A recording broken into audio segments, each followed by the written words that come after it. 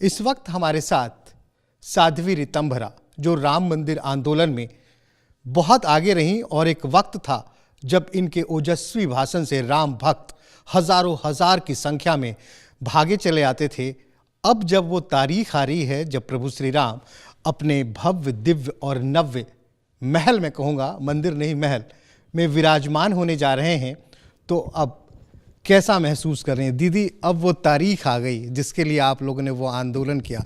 उस वक्त आपकी उम्र 25-30 के बीच में थी, हाल में आपने अपनी षष्ठी पूर्ति 60 साल की हो गई आप। अब कैसा महसूस हो रहा है? बढ़िया, बहुत अच्छा लग रहा है। प्रसन्न है, आनंदित है, अभिभूत हैं और आह्लादित हैं, क्योंकि इतनी लंबा संघर्ष था। उस संघर्ष के बाद फिर बहुत लंबी चुप्पी थी, उसके बारे में सबके लिए बड़ा मन में उपरामता थी, उपेक्षा थी। राम जन्मभूमि के इस मुक्ति आंदोलन को बहुत ही बुरी तरह कुचलने की कोशिश की गई आंदोलन को। उन सारी चीज़ों के बीच में निखर कर आए हैं। ग्रहण हट गया, सूर्य प्रकट हो गया है, उसके प्रकाश से सबके चेहरे प्रकाशित हैं, हृदय आह्लाद से भरे हैं, क्योंकि ये यात्रा, ये संघर्ष 30-35-40 साल का नहीं है, ये तो 500 साल का है। लेकिन हम वो सौभाग्यशाली पीढ़ी हैं जिन्होंने मुक्ति आंदोलन में संघर्ष भी किया, सहभागिता भी की और इसकी सफलता का आनंद भी ले रहे हैं।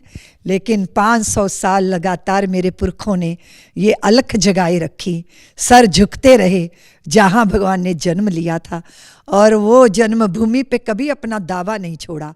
और अब हम उस मुकाम पे पहुँचे हैं जहाँ भगवान के मंदिर में भगवान की प्रतिष्ठा हो रही है, और चारों तरफ राम जी आ रहे हैं, राम जी आ रहे हैं, राम जी आ रहे हैं, पीले अक्षत बांटे जा रहे हैं, दीपावली की तैयारियां हो रही हैं।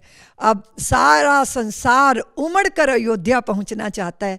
तो ये वो अनिर्वचनीय आनंद है श्रीनिवास जी, जिसको मैं शब्दों में व्यक्त नहीं कर सकती। तो दीदी ये बताइए, जब वो 90 का दशक था, कार सेवक अयोध्या पहुंचे हुए थे, गोलियां चली, कई कार सेवक शहीद हुए, उस दौरान आप भी आसपास ही मौजूद रहे, तो आपने सोचा था कि इस जन्म में आप प्रभु श्री राम को अपने भव्य दिव्य मंदिर में विराजमान होते देख पाएं, क्योंकि एक लंबा अंतराल रहा, 90 के बाद तकरीबन 3 दशक से अधिक का वक्त गुजरा।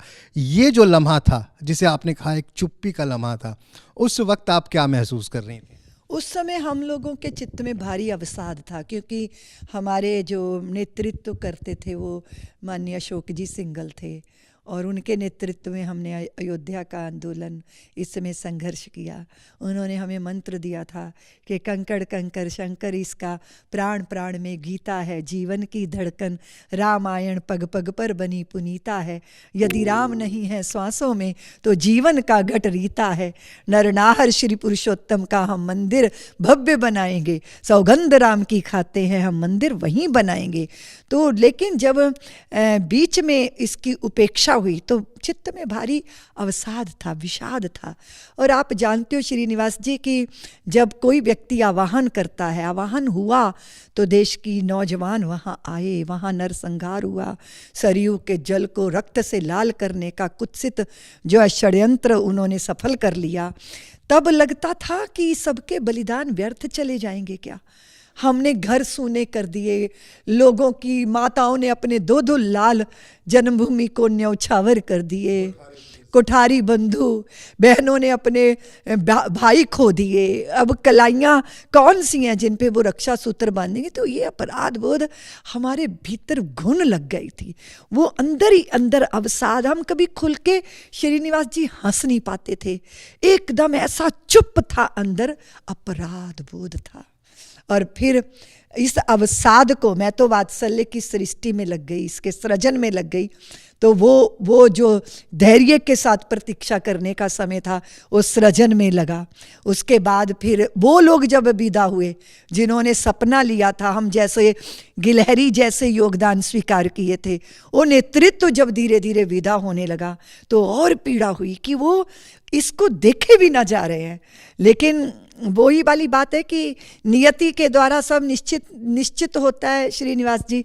हम लोग तो नियंता के हाथ में हैं और नियंता के द्वारा निश्चित यही था कि ये 22 जनवरी को होना है। बहुत लोग हैं उस सपने को, अब मेरे जैसे लोग हैं जो संघर्ष में भी शामिल रहे और अब उस संघर्ष के बाद प्राप्त फल यही है कि राम जी अयोध्या आ रहे हैं और हम उसके साक्षी बनेंगे।